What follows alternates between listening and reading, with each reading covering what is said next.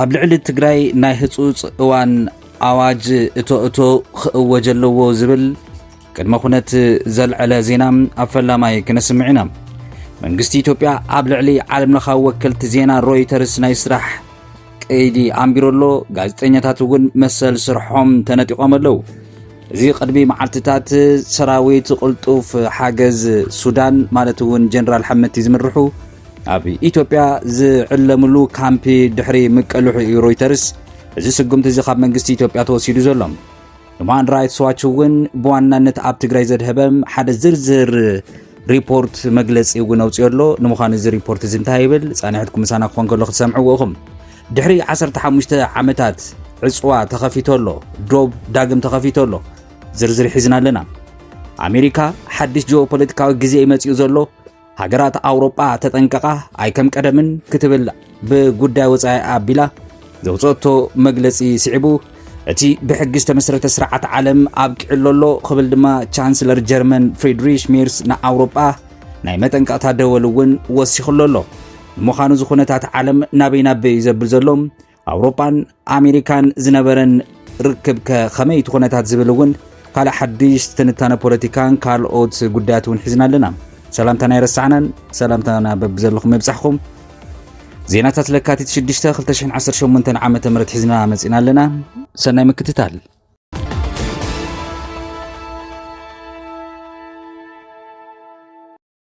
ኣብ ትግራይ ናይ ህጹጽ እዋን ኣዋጅ ክወጀ ኣለዎ ሰዓት እቶ እውን ይተኣወጅ ዝብል ሓሳብ ወይዘሮ ኬርያ ኢብራሂም ነልዒለን ነበር ኣፈ ጉባኤ ቤት ምክሪ ፌደሬሽን ኢትዮጵያ ወይዘሮ ኬርያ ኢብራሂም ኣብቲ ኣብ ትግራይ ዘሎ ኩነታት ብምዝታይ ህዝቢ ኣብ ድሌት ኩናት መሪሕነት ሕወሓት ንምድሓን ናይ ህጹጽ እዋን ኣዋጅ እቶ ይተኣወጅ ክብላ እየን ዝተዛረባ። ወይዘሮ ኬርያም ኣብ ዝሃቦ ቃለ ምሕትት ንህዝቢ ትግራይ ካብ ተወሳኺ ስቃይ ንምድሓን ኩሉ ናይ ኩናት ኣማራጽታት ደው ክብል ከም ዘለዎ እየን ዘተሓሳሰባ። ኣብ ውሽጢ ሃገር ኣብ ወጻኢ ዘለኹም ተወለድቲ ትግራይ ነዚ ናይ ኩናት ማዕጾ ንምዕጻው ጻዕሪ ግበሩ፣ ብዝያዳ ድማ ተወለድቲ ትግራይ ነቲ ዘለኩም ፖለቲካዊ ኣሰላልፋ ዳግም መርምርዎ ክብላ እየን ዝጸዋዓ።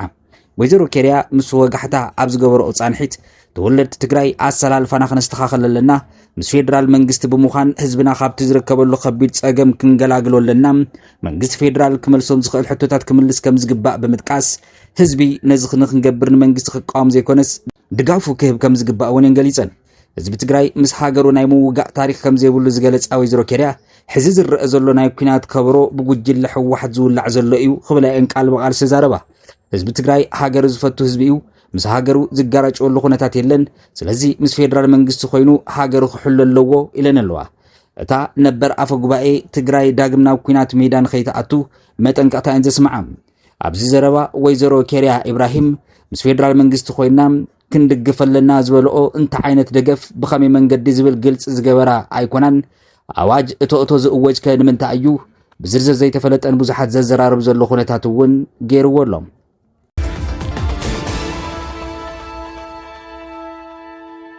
መንግስቲ ኢትዮጵያ ኣብ ልዕሊ ዓለም ለኻዊ ወካሊ ዜና ሮይተርስ ናይ ስራሕ ቀይዲ ኣንቢሮሎ ጋዜጠኛታት እውን መሰል ስርሖም ተነጢቖም ኣለዉ።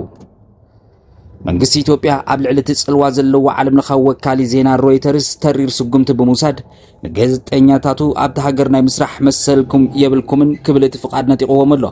ከም ጸብጻብ ኣገልግሎት ዜና ፈረንሳይ ኤኤፍፒ ወሃቢ ቃል ሮይተርስ ብኢሜይል ሂቦሞ ኣብ ዝተባሃለ መብርሂ እቲ ትካል ኣብዚ ዝመጽእ ቀዳምን ሰንበትን ኣብ ኣዲስ ኣበባ ዝካየድ መበል 39 ጉባኤ መራሕቲ ሕብረት ኣፍሪቃ ንምጽብጻብ ተዋሂቦ ዝነበረ ፍቓድ ብሰበስልጣን እታ ሃገር ተሰሪዙ ኣሎ። ብተወሳኺ ኣብ ኣዲስ ኣበባ ዝምደብሮም 3 ኢትዮጵያውያን ጋዜጠኛታት ሮይተርስ ናይ ስራሕ ፍቓዶም ንኽሕደሰሎም ዝቐረበዎ ሕቶ ተነጺጎ ኣሎ። እዞም ጋዜጠኛታት ሮይተርስ ብዛዕባ ኢትዮጵያ ንዘውፅኦም ጸብጻባት ከም ዓንዲ ሑቐ ኮይኖም ዘገልግሉ ዝነበሩ ምዃኖም ተፈሊጡ። ሮይተርስ ነቲ ስጉምቲ ዘደረኸሉ ምኽንያት ብወግዕ እኳ እንተዘይገለጸ ተዓዘብቲ ግን ምስቲ ትካል ቅድሚ ሒደት መዓልትታት ዘውፅኦ ዘሰንብት ጸብጻብ ከም ዝተኣሳሰር ይገልጹ። ሮይተርስ ኣብቲ ጸብጻብ ኣብ ክልል ቤንሻንጉል ኢትዮጵያ ንሓይልታት ህጹጽ ደገፍ RSF ሱዳን ዝኸውን ማዓስከር ስልጠና ተኸፊቱ ብዝብል መንግስቲ ኢትዮጵያ ዝቆጥዕ ሓበሬታ ኣቃሊዑ ምንባሩ ዝከር እዩ። እዚ ኣብ ልዕሊ ሮይተርስ ተወሲዱ ዘሎ ስጉምቲ ኣብ ኢትዮጵያ ኣብ ልዕሊ ናጽነት ፕረስ እንዳገለደ ዝኸይድ ዘሎ ጸቕጢ መርአያ እዩ ዝብሉ ድማ ካልኦት ኣካላት እውን ቅልቅል ኢሎም ኣለዉ። ዋዜማ ዝተባህለት ራድዮ ብትእዛዝ በዓል መዚ መራኸቢ ብዙሓን ናይ ስራሕ ፍቓዳ ክትምንጠል ከላ ኣብ ወርሒ ታሕሳስ ድማ ፍቓድ ክልተ ጋዜጠኛታት DW ዶቸ ቨለ ብቋሚ ተሰሪዙ ኣሎ። ቢቢሲ ጋዜጠኛታት ፍቃድ እውን ንኽሕደሰሎም ዘቕርብዎ ሕቶ ክሳብ ሕዚ መልሲ ይረኸቡን። ሮይተርስ ብወገኑ ነቲ ኩነታት እንዳገምገሙ ከም ዝርከብን ኣብ መጻኢ እውን ነፃ ገለልተኛ ዘይሻራዊ እሙን ብዝኾነ መንገዲ ብዛዕባ ኢትዮጵያ ምጽብጻብ ከም ዝቕጽል ፍለጡ ለይሉ ኣሎ። ኢትዮጵያ ኣብቲ ብትካል ሮይተርስ ዊዝኣውት ቦርደርስ ንዓመት 2025 ከመቆጻጸር ኣውሮጳ ዝወፀ ናይ ፕረስ ናጽነት ጸብጻብ ካብ 180 ሃገራት 145 ደረጃ ሒዛ ኣላ ኢትዮጵያ።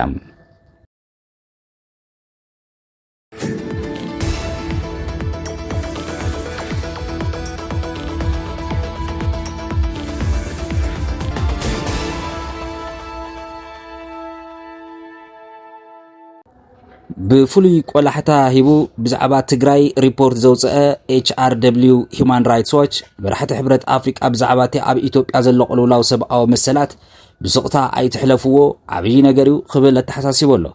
ትካል ተሓላቒ ሰብኣዊ መሰላት Human Rights Watch HRW ኣብ ኣዲስ ኣበባ ኣብ ዝካየድ ዘሎ መበል 39 ጉባኤ መራሕቲ ሕብረት ኣፍሪቃ ዝተረኸቡ መራሕቲ ኣፍሪቃ ዓለም ለኸ ማሕበረሰብ ብዛዕባ እቲ እንዳገደደ ዝኸይድ ዘሎ ገሰት ሰብኣዊ መሰላት ኢትዮጵያ ብፍሉይ እቲ ኣብ ትግራይ ክብል ዝፀውዖ ተኣፋፊ ሰላም ንጹር ድምፆም ከስምዑ ጽኑዕ ጻውዒት ተቕሪቦሎም።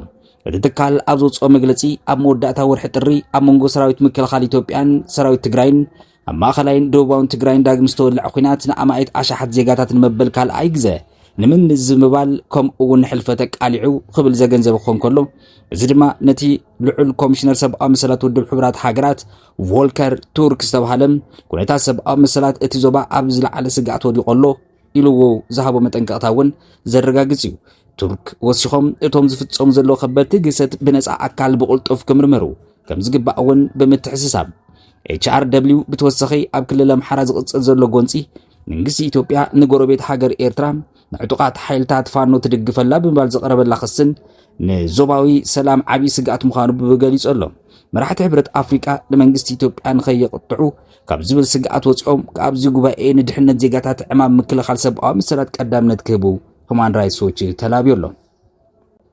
ናይ መሰላት ተጣበቕቲ ትካል ዘቕረብዎም ለቦዋታት ድማ ኢትዮጵያ ነቲ ብሕብረት ኣፍሪቃ ዝቆመ ናይ ክትትል ምርግጋጽ ማዕቐፍ ተወሳኺ ተዓዘብቲ ሰብኣዊ መሰላት ንምውፋር ክትፈቅድ ቤት ምኽሪ ሰላምን ጸጥታን ሕብረት ኣፍሪቃ ድማ ናይ ክትትል ኣሰራርሓ ጸብጻብ ብቐጻሊ ንህዝቢ ዕላዊ ክገብር ተሓታትነት ዘረጋግጽ መንገዲ ፈጠር ዝብል እዩ።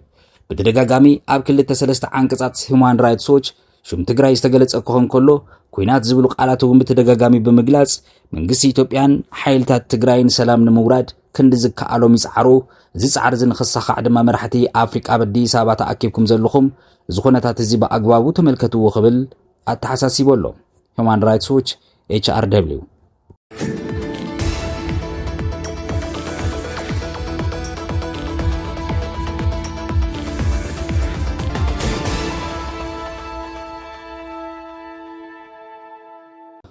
ድሕሪ 15 ዓመታት ዕጽዋ ዶብ ዳግማይ ተኸፊቱ ኣሎ። ኬንያ ኣብ መንጎ ኬንያን ሶማልያን ዘሎ ዶብ ዳግም ከም ዝተኸፈተ ሰሚዕና ኣለና። ኣብ መንጎ ሃገራት ኬንያን ሶማልያን ንልዕሊ 10 ዓመት ተዓጽዩ ዝጸንሐ ዶብ ኣብ ወርሒ መያዝያ ዳግም ክኽፈት ምዃኑ ፕሬዚደንት ኬንያ ዊልያም ሩቶ ኣፍሊጡ ኣሎ። እቲ 680 ኪሎ ሜትር ነውሓት ዘለዎ ሓበራዊ ዶብ ክልቲአን ሃገራት ዝተዓጽወ ብሰንኪቲ ኣብ ሶማል ማዓስከር ዝገበረ ዕጡቕ ጉጅለ ኣልሸባብ ዝፍጽሞ ዝነበረ ተኸታተልቲ ናይ ግብረ ሽበራ ጥቃዓታት እዩ። ገለ ካብቶም ዘሰንብዱ ዝነበሩ ጥቃዓታት ኣብ 2013 ኣብ ናይሮቢ ዝርከብ ማእኸል ዕዳጋ ዌስትጌት ዝተፈጸመ ክኾን ከሎ ኣብ 2015 ድማ ኣብ ዩኒቨርሲቲ ጋሪሳ ዝተፈጸመ ጅምላዊ ቅትለት ነይሩ። ኣብቲ ዩኒቨርሲቲ 148 ተምሃሮ ህይወቶም ምሕላፉ ዝዝከር እዩ። እዚ ዶብ ድማ ናይ ምኽፋት መደብ ኣብ 2023 ከም ኣቆጻጽር ኣውሮጳ ክትግበር ተሓሲቡ እኳ እንተነበረ ብሰንኪ ዝቐጸለ ስግኣት ጸጥታ ክናዋሕ ድማ ጸኒሑ እዩ። ሕዚ ግን ድሕሪ ነዊሕ ናይ ጸጥታ ገምጋም እቲ ዶብ ንምንቅስቓስ ሰባት ንግድን ክፉት ክኸውን ኣለዎ ብዝብል ተወሲኑ ፕሬዚደንት ዊልያም ሩቶ ነዚ ውሳነ ዘፍለጡ ናብታ ብዙሓት ሶማልያውያን ዝነብሩላ ከተማ ማንዲራ ኣብ ዝገበርዎ ዑደት እዩ። ሩቶ ኣብ ናይ ኤክስ ወይ እውን ትዊተር ገጾም ከም ዝጠቅዕዎ ኣብ ማንዲራ ዝነብሩ ዜጋታት ኬንያ ምስቶም ኣብ ማዶ ዘለዉ ኣዝማዶም ጎረባብቶም ንኽራኸቡ ዘይኽእልሉ ኩነታት ተቐባልነት የብሉን ብዝብል መግለፂ ዝተሰነየ እዩ። ዶብ ተሻጋሪ ንግዲ ንምምዕባል ሓበራዊ ብልጽግና ንምምጻእ ዓብዪ ተራ ኣለዎ ብዝብል ምኽንያቶም ዝደግፉ ክኾን ከሎ ንምክልኻል ኣብቲ ዶብ ዝለዓለ ናይ ጸጥታ ሓይሊ ንኽዋፈር እውን ኮንትሮባንድን ዘይሕጋዊ ዝውውር ኣጽዋራት ክንቆጻጸር ተኾይና እዚ ዶብ እዚ ክኽፈት ኣለዎ ክብሉ እዮም ዝሓበሩ።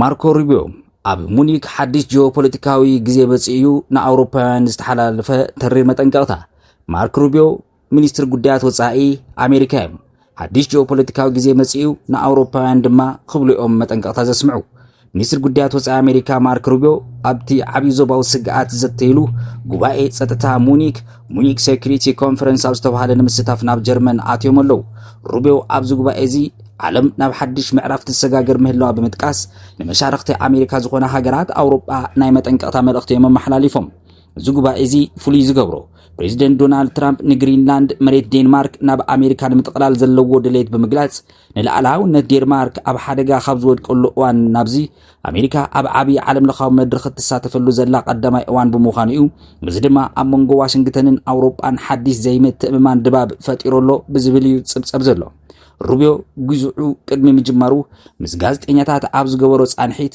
መልእኽትኻ ነቲ ዝሓለፈ ዓመት ብጄዲ ቫንስ ዝተፈጠረ ወጥሪ ዘህድእ ድዩ ኢሎም ክሓትዎ ከለዉ ኣብ ዝሓለፈ ዓመት ምክትል ፕሬዚደንት ጄዲ ቫንስ ንኣውሮፓውያን ብጉዳይ ስደት ናጽነት ሓሳብ ምግላጽ ብርቱዕ ነቐፌታ ብምውርዋር ንዓመት ዝቐጸለ ዲፕሎማስያዊ ወጥሪ ፈጢሩ ምንባሩ ብምዝኻር እዩ ሩቢዮ መልሲ ክህብ ከሎ ብዝርዝር ዓለም ኣብ ቅድሚ ዒንትና ብቕልጡፍ ትልወጠላ እዚ ዝንብረሉ ዘለና ግዜ ሓድሽ ናይ ጂኦፖለቲካዊ ግዜ እዩ እዚ ኩነታት እዚ ድማ ኩላትና ተሓድሽ ግዜ እንታይ ይመስል ተራና ከንታይ ክኸውን ኣለዎ ዝብል ነጥቢ ዳግም ክንምርምር የግድደና ኣሎ ሃገራት ኣውሮጳ እውን ሕሰብሉ ዝብል መጠንቀቕታን መሐነይታን ብምስዓብ እዩ እዚ ጥራሕ ኣይኮነን ኣብቲ ጉባኤ ተሰሚዑ እቲ ብሕጊ ዝተመስረተ ስርዓት ዓለም ኣብ ቅዕሊኡ ክብል እውን ቻንስለር መራሒ ሃገረ ጀርመን ፍሬድሪሽ ሜርስ ንኣውሮጳውያን እውን ወሲኾም መጠንቀቕታ ዘስምዑ መራሒ መንግስቲ ጀርመን ፍሬድሪሽ ሜርስ እቲ ንዓሰርተታት ዓመታት ዓለም ክትመርሐሉ ጸንሐት ኣብ መሰላትን ሕግጋትን ዝተመስረተ ስርዓት ከም ዘብቅዕም ብሓድሽ ናይ ብልጭ ሓይሊ ፓወር ስትራግል ብዝብል ምትክኡ እዮም ዘጠንቀቑ ሜርስ ኣብቲ ሎሚ ብወግዒ ዝተኸፈተ ዓመታዊ ጉባኤ ጸጥታ ሙኒክ ሴኩሪቲ ኮንፈረንስ ኣብ ዘስምዕዎ መደረም እዚ ስርዓት እዚ ጽቡቕ ኣብ ዝነበረሉ ግዜ እኳ ፍጹም ኣይነበረን እዚ ግን ፍጹም እዩ ዘሎም ዓለም ሕዚ ናብቲ ጉልበት ጥራይ ዝወሰነትሉ ፖለቲካዊ ግዜ ከም ዝተሰጋገረት ብምግላጽ ንኣውሮጳውያን ንቑሑ ክብልኦም ቃል ብቃል ጻዊዒት ዘቕረቡ ሜርስ ብዛዕባ ቻይና ክዛረቡ ከለዉ ድማ ቤጂንግ ንነዊሕ ዓመታት ብስትራቴጂካዊ ዓቕሊ መሰረት ክትሰርሕ ከም ዝጸንሐት ብምግላጽ ቻይና ኣብ ዝቐረባ ግዜ ብወታደራዊ ዓቕማ ምስ ኣሜሪካ ክትመዓራረኸም እትኽእል ዝሓበሩ ሜርስ ቻይና ንናይ ካልኦት ሃገራት ጽግዕተኝነት ብስልታዊ መንገዲ ንረብሓ እትጥቀመሉላ ክብልኦም ኣብ መጠንቀቖኦም ሓዊሶም ዘስምዑም ባርከስ ክብራት ሰማዕቲ ተመልከቲ ቻናልና ሎም ዝሓዝናይ መዋናዊ ዝርዝር ጸብጻባትና ዘምሰማዕኹም ይመስል ነይሮም ርእቶታትኩም ላኣኹልና ጸሓፉልና መሊስና ብኻልእ ሓዲስ ዜና ክንራኸብ ኢና ክሳብ ሻጉ ሰላም